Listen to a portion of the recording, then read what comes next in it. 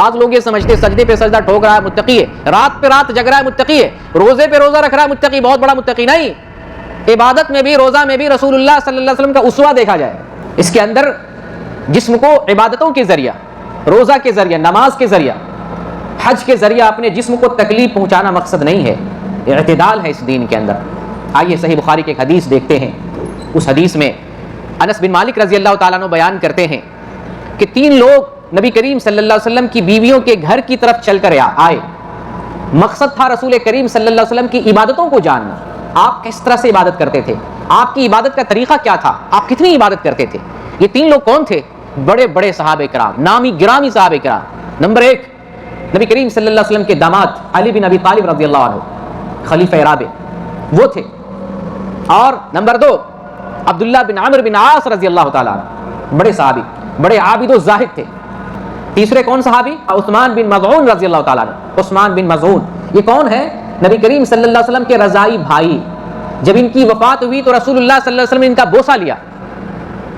اس سے یہ مسئلہ نکلتا ہے کہ میت کو بوسہ دے سکتے، اور آپ صلی اللہ علیہ وسلم رو رہے تھے، آنکھوں سے آنسو جاری تھے۔ جب عثمان بن مظعون کو دفن کیا گیا تو آپ کے سر کے پاس ایک پتھر نصب کیا گیا، اور آپ نے کہا کہ میں اپنے خاندان کو یہی دفن کروں گا۔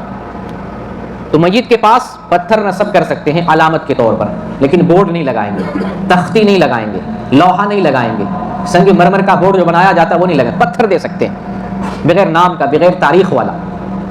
تو یہ ہیں عثمان بن مظعون رضی اللہ تعالیٰ عنہ۔ یہ 3 بڑے بڑے صحابہ کرام کہاں آئے؟ نبی کریم صلی اللہ علیہ وسلم کی بیویوں کے گھر کی طرف آئے۔ مقصد کیا تھا؟ رسول اللہ صلی اللہ علیہ وسلم کی عبادت کو جانیں، آپ کیسے عبادت کرتے تھے۔ کیا ہمارے اندر یہ شوق ہے کہ ہم اپنے پیارے حبیب کے بارے میں جانکاری حاصل کریں، کیسی بندگی کرتے تھے، آپ کی زندگی کیسی تھی، آپ کی سیرت کیسی تھی؟ ہمیں اس کی فکر نہیں ہوتی۔ جب آئے تو نبی کریم صلی اللہ علیہ وسلم کا عمل ان کو بتایا گیا، تو جیسے لگا کہ ہم تو کچھ عمل کرتے ہی نہیں، رسول اللہ صلی اللہ علیہ وسلم تو بہت عمل کرتے ہیں، رسول کے مقابلے میں ہمارا عمل تو کچھ ہے ہی نہیں۔ رسول تو وہ ہیں، بیان کرتے ہیں قد غفر له ما تقدم من ذنبه وما تاخر، رسول وہ ہیں کہ آپ کا اگلا اور پچھلا سارا گناہ معاف ہے، اس کے باوجود اللہ کی اس قدر بندگی، ہمارا تو آپ سے کوئی مقابلہ ہی نہیں ہو سکتا ہے۔ اپنی عبادتوں کو ان لوگوں نے کم جانا، ہم تو کچھ نہیں کر رہے۔ ان تینوں نے پلاننگ کی، ذرا اس پر غور کیجئے کیسی پلاننگ کی۔ ایک صحابی ارادہ کرتے ہیں، کیا کرتے ہیں؟ انی اصلی اللیل ابدا، میں اب ہمیشہ بندگی کروں گا۔ غور کیجئے، ابد کہتے ہیں ہمیشہ، کبھی عبادت نہیں چھوڑوں گا۔ انی اصلی اللیل ابدا، ہمیشہ میں بندگی کرتا رہوں گا۔ ایک صحابی عزم کرتے ہیں۔ دوسرے صحابی عزم کرتے ہیں انا اصوم الدہر ولا افطر، میں ہمیشہ روزہ رکھتا رہوں گا۔ اصوم الدہر، دہر کہتے ہیں زمانے کو، عمر بھر روزہ رکھوں گا۔ ولا افطر، میں ناغہ کبھی نہیں کروں گا، روزہ توڑوں گا نہیں، برابر لگاتار روزہ رکھوں گا۔ ایک تیسرے صحابی پلاننگ بناتے ہیں، منصوبہ بناتے ہیں، انا اعتزل النساء فلا اتزوج ابدا، میں عورتوں کے قریب نہیں جاؤں گا، عورتوں سے کنارہ کشی اختیار کروں گا اور کبھی شادی نہیں کروں گا۔ فلا اتزوج ابدا، دیکھیں سبھی لوگوں نے یہی ارادہ کہ کبھی ایسا کام نہیں کروں گا، بندگی کروں گا، برابر کروں گا، عمر بھر کروں گا، روزہ رکھوں گا، ہمیشہ رکھوں گا، عورتوں کے قریب نہیں جاؤں گا، شادی نہیں کروں گا، کبھی نہیں کروں گا۔ یہ ارادہ دیکھیں، مقصد کیا ہے؟ زیادہ بندگی کرنا۔ رسول اللہ صلی اللہ علیہ وسلم کی جب بندگی معلوم ہوئی تو اپنی بندگی معمولی معلوم ہوئی، پھر انہوں نے پلاننگ بنائی کہ چلو اپنی زندگی کا ہدف بنا لیتے ہیں بندگی کرنے کا، کہ صرف بندگی ہی کریں گے اور کچھ نہیں۔ جب نبی کریم صلی اللہ علیہ وسلم واپس آئے، تشریف لائے، اور آپ کو ان لوگوں کے بارے میں خبر ہوئی تو آپ نے ان سب لوگ، واللہ انی لاخشاکم للہ واتقاکم لہ، واللہ اللہ کی قسم میں تم لوگوں سے زیادہ اللہ سے ڈرنے والا، تم سے زیادہ تقوی اللہ سے اختیار کرتا ہوں۔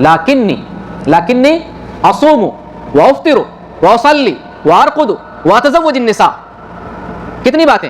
اصوم، میں روزہ رکھتا ہوں، افطر، اور روزہ چھوڑتا بھی ہوں، قضا بھی کرتا ہوں، اصلی، عبادت بھی کرتا ہوں، ارقد، سوتا بھی ہوں، اتزوج النساء، میں شادی بھی کرتا ہوں۔ 5 باتیں آپ نے بتائیں۔ آپ نے پھر کیا بتایا؟ فمن رغب عن سنتی فلیس منی، جو میری سنت سے اعراض کرے وہ مجھ میں سے نہیں ہے۔ آپ صلی اللہ علیہ وسلم بڑے بڑے صحابہ کرام کے بڑے بڑے پلاننگ پر اعتراض کیا کہ تم جس طرح سے بندگی کا ارادہ کر رہے ہو یہ ٹھیک نہیں ہے، میری طرح بندگی کرو، میرے طرح روزہ رکھو، اور اگر تم نے میرے جیسی بندگی نہیں کی، میری طرح روزہ نہیں رکھا، سنو تم مجھ میں سے نہیں رہو گے، مجھ میں سے نہیں رہو گے۔ تو آج جب ہم کسی سے کہتے ہیں کہ بھائی اس طرح سے عبادت نہ کرو، یہ تو سنت کے خلاف ہے، ہم سے ناراض ہو جاتے ہیں، کہتے ہیں دیکھو بندگی سے روک رہے ہیں۔ ان کو تو عبادت سے بیر اور دشمنی ہے. بھلا عبادت کرنے میں کیا حرج ہے؟ عبادت کرنے میں حرج ہے. رسول اللہ صلی اللہ علیہ وسلم نے منع فرمایا. یہ بندگی تو ٹھیک ٹھیک بندگی کر رہے تھے اور کرنے کا ارادہ کیا, صرف اعتدال سے تجاوز کر رہے ہیں, زیادہ بندگی کر رہے ہیں, زیادہ روزہ رکھ رہے ہیں. نبی نے منع فرمایا ایسا نہ کرو, روزہ بھی رکھو, افطار بھی کرو, اور عبادت بھی کرو, سو بھی, شادی بھی کرو. آپ نے یہ تعلیم دی. تو ہمیں اعتدال کے ساتھ رب کی بندگی کرنی ہے. اس سے معلوم یہ ہوتا ہے کہ جو سجدے پہ سجدہ کرے وہ متقی نہیں کہلائے گا. بعض لوگ یہ سمجھتے سجدے پہ سجدہ ٹھوک رہا ہے متقی ہے, رات پہ رات جگ رہا ہے متقی ہے, روزے پہ روزہ رکھ رہا ہے متقی, بہت بڑا متقی نہیں. عبادت میں بھی روزہ میں بھی رسول اللہ صلی اللہ علیہ وسلم کا اسوہ دیکھا جائے.